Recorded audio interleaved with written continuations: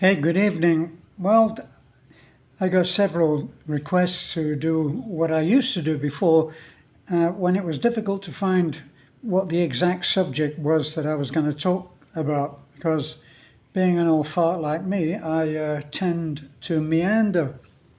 And I used to call those talks back then late night meanderings.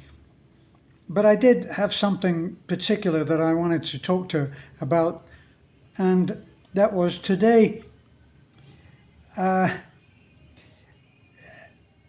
I had a lot of thoughts about how people come to the Philippines and how they make a life for themselves.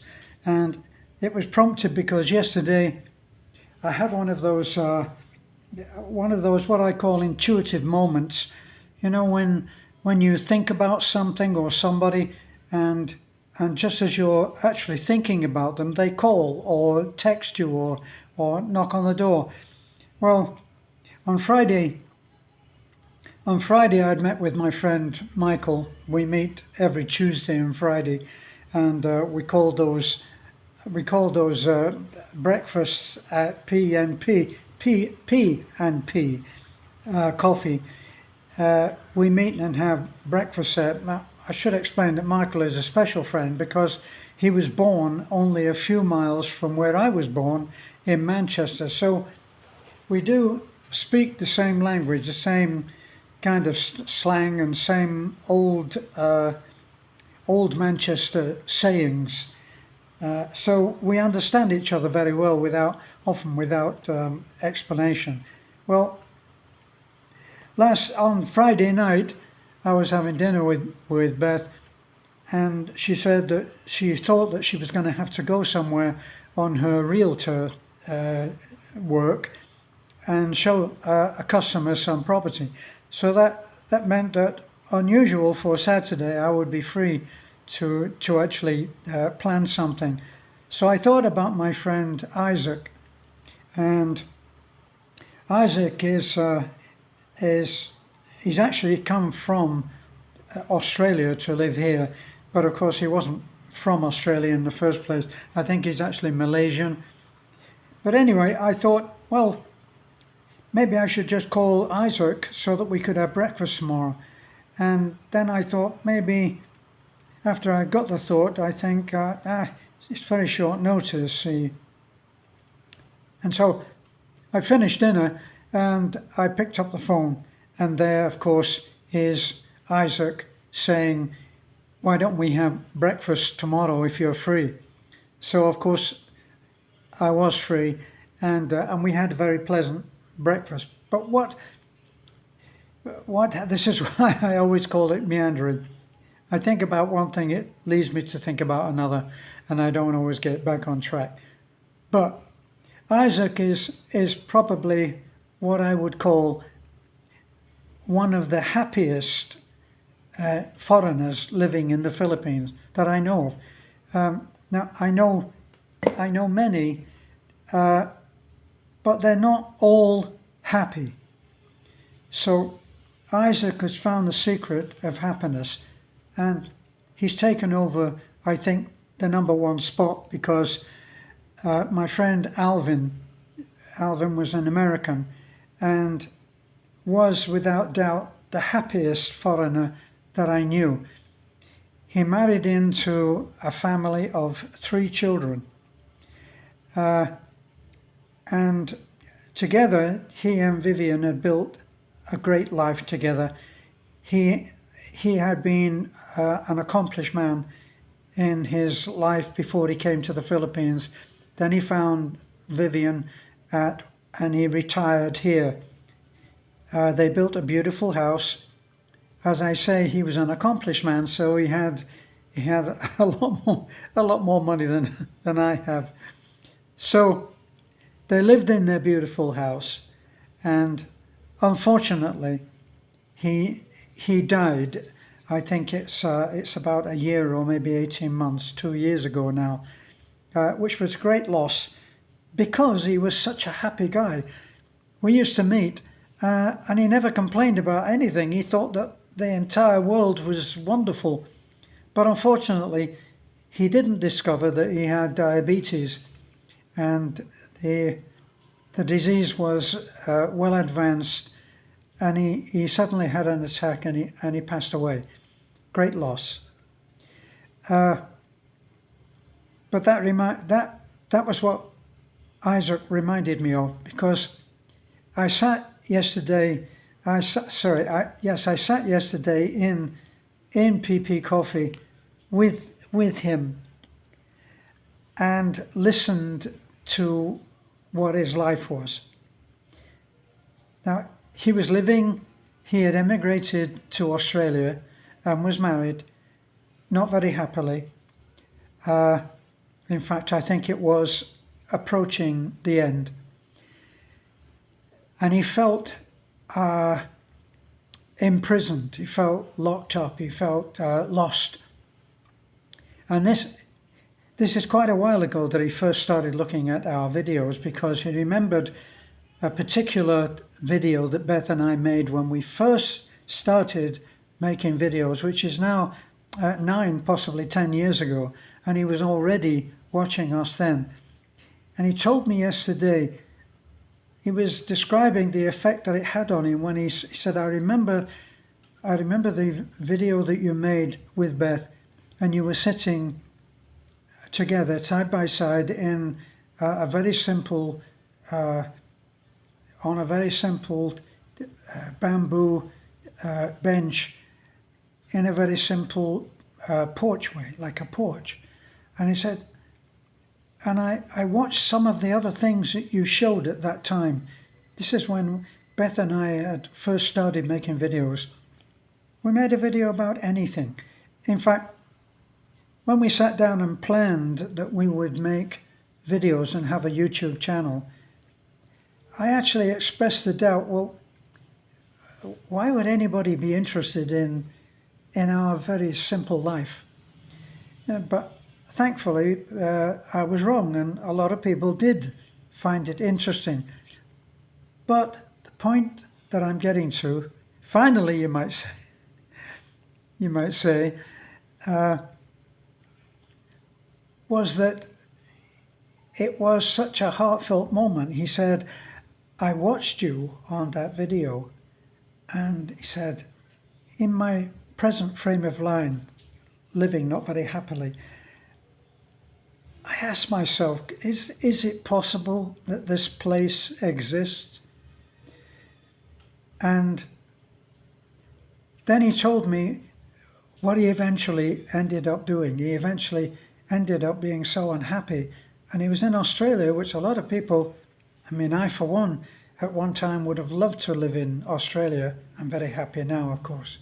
But he talked about how all of the usual constraints on when you split, when you get divorced, all the usual constraints are, yes, but I have a car to get rid of, and I have payments on the house, and you are locked in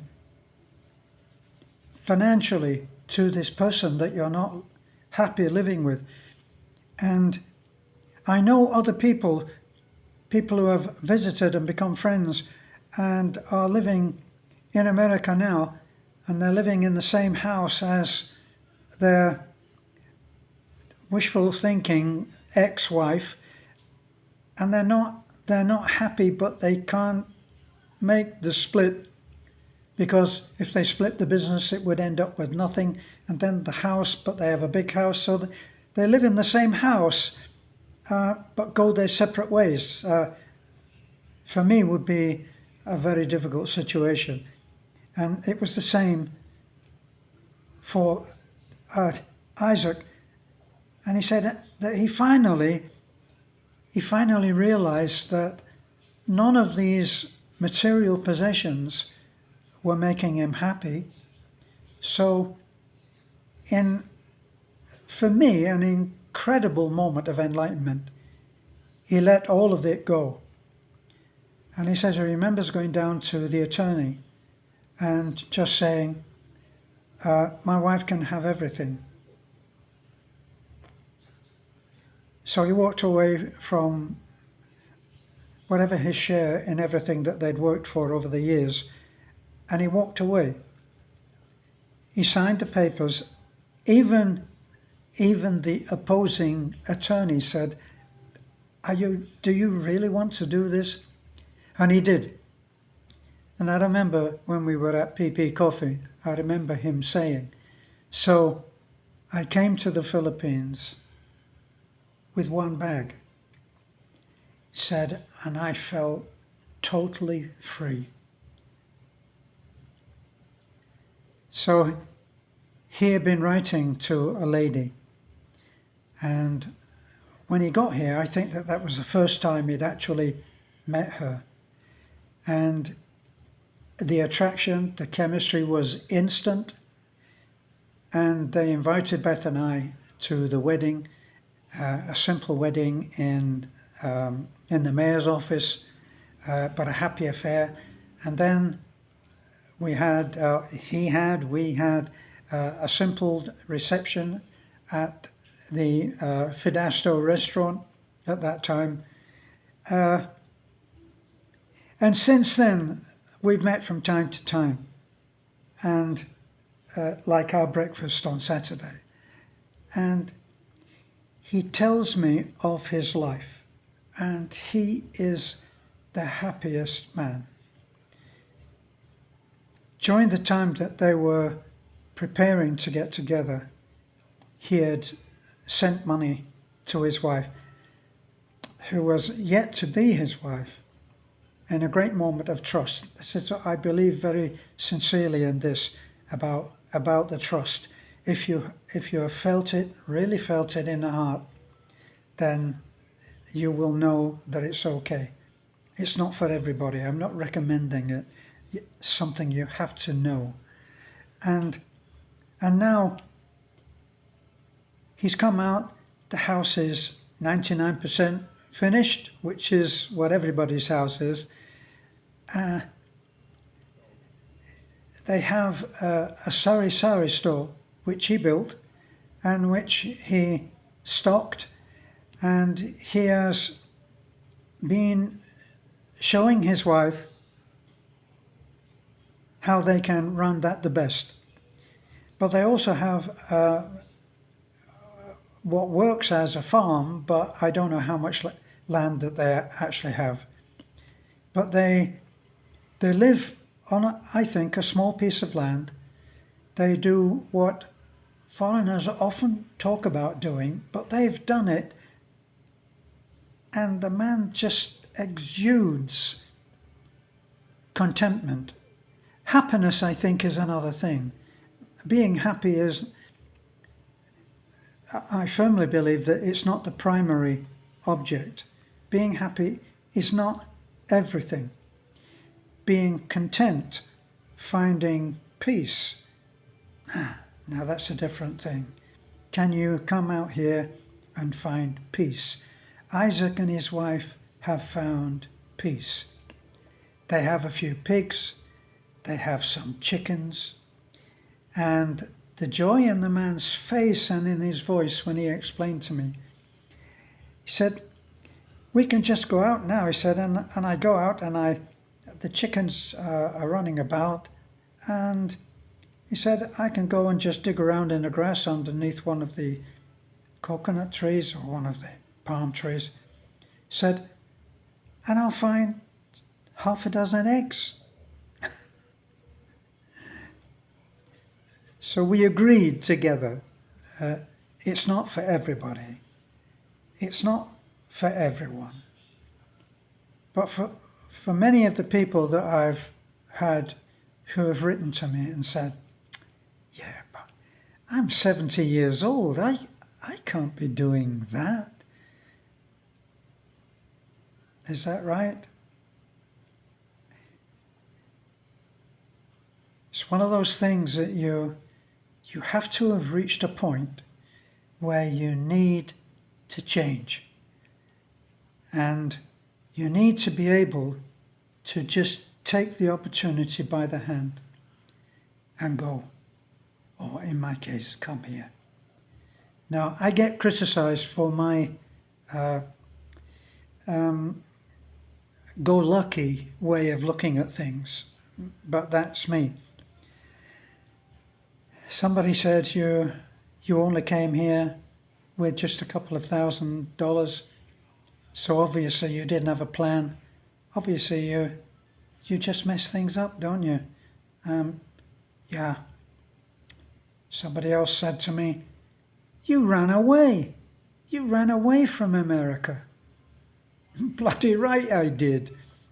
I went to America thinking it was going to be everything for me, and it didn't turn out that way. My failure, I went there and I didn't make it work. And I ran away, and I came to the Philippines, and I met someone who, probably people who have heard our videos before will be tired of me saying this, but I met Beth. And in that first meeting, when we talked afterwards, I told her, I admitted, when I first saw you, I said, she's too young for me. And when she admitted that when she looked at me, she said, he's too old for me. Somewhere in between, we connected. And now we've been together for, I think it's close on 11 years. We have to work at it, but we do. And we've worked very hard for what we've got, and we've made it work.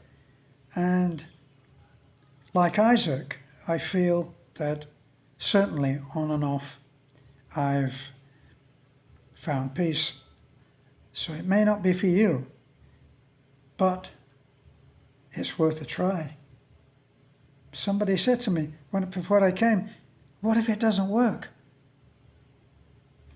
It wasn't working where I was, so what was there to lose? Everything to gain and very little to lose. I hope that if you've enjoyed this, you will like, comment, subscribe, and because of what YouTube is doing to us at the moment, punishing us, I think I'm getting a slap on the wrist because I made videos about things like artificial intelligence when you weren't supposed to, and about the COVID and about jabs, all stuff that has now been proved to be correct.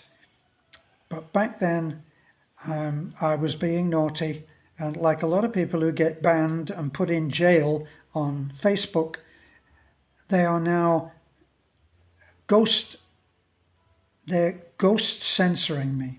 In other words, quietly in the background, without saying anything, they're making it difficult for people to find me. I have people, you can see this in the comments, where people say, Terence, I didn't think that you were still making videos. Well, Beth and I are going strong, and we will work through this. And if you can take the time to share, just for the hell of it, it will help us a great deal. Thank you.